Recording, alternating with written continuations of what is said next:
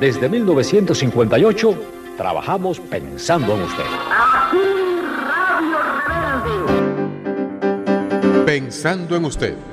Es una serie inspirada en los testimonios de quienes lanzaron al aire las primeras señales de Radio Rebelde. Una realización del Departamento de Propaganda de nuestra emisora en el año 65 de la Revolución. Atención, columna 8, atención, columna 8, sí, columna 2, Antonio Maceo, columna 2, Antonio Maceo, desde el Frente Norte. Cuenta el escritor de esta serie dedicada a la fundación de Radio Rebelde, que un día conoció a un hombre de rostro amable y sonrisa fácil.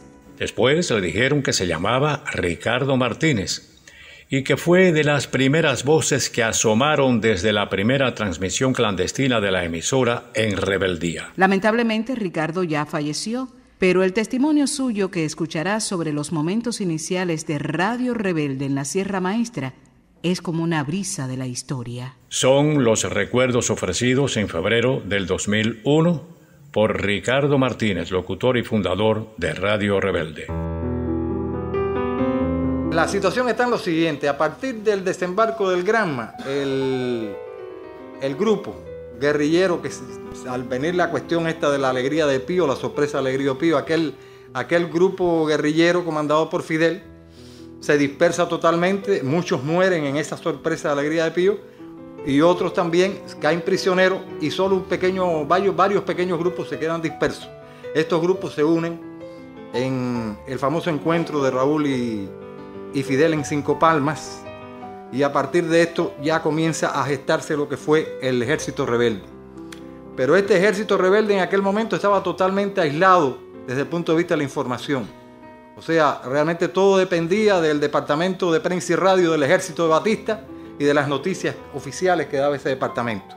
En ese momento, para la población, Fidel estaba muerto, esos eran los partes que se daban en aquel momento, y además aquel foco guerrillero inicial, aquellos expedicionarios, habían sido desarticulados y los que quedaban andaban a la desbandada.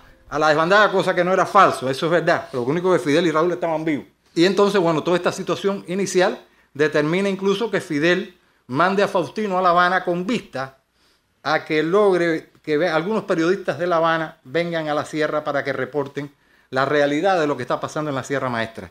Aquello es imposible porque Batista le tiene prohibido a los periodistas cubanos subir a la Sierra Maestra. Y entonces Faustino hace el contacto con Matthews, el editorialista del New York Times en Estados Unidos, que viene a Cuba, sube a la Sierra Maestra y entrevista a Fidel.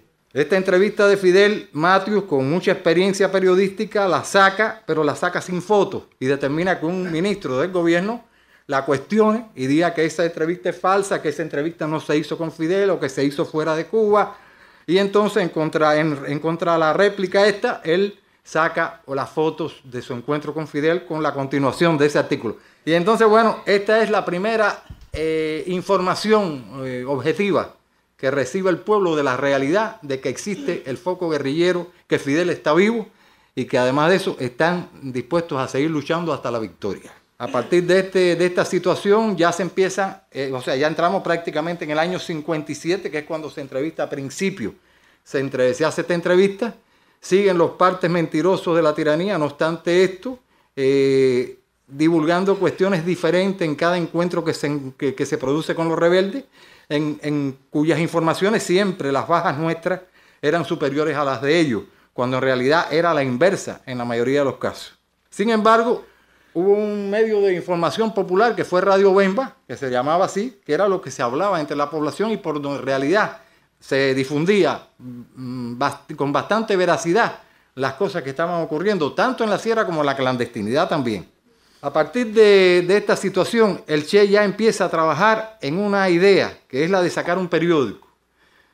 El Che comprende que necesita, y esto plenamente de acuerdo con los principios de Fidel, de la divulgación y de la propaganda que todos ustedes conocen, y de la importancia que tienen estos medios, la idea que tiene inicialmente es crear un periódico. Y crea un periódico tirado en un mimeógrafo viejísimo, con los compañeros Ricardito Medina y Leonel Rodríguez, que después murieron en combate en la Sierra Maestra, y saca este periódico y le pone el nombre del Cubano Libre, continuando la tradición del creado en la Manigua, en la Guerra de Independencia, por Maceo, por Céspedes, por todos los patriotas cubanos.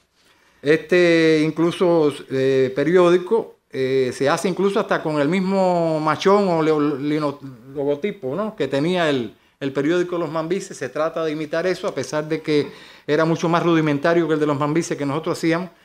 Pero este periódico tenía las limitaciones que tiene un órgano de prensa escrita en esas circunstancias. O sea, el problema del papel, el problema de la tinta, todos estos problemas, y sobre todo el problema de la distribución. La distribución de este periódico, que no podíamos hacer más de 2.000 a 3.000 ejemplares cuando hacíamos una tirada grande, no resolvía realmente ese problema.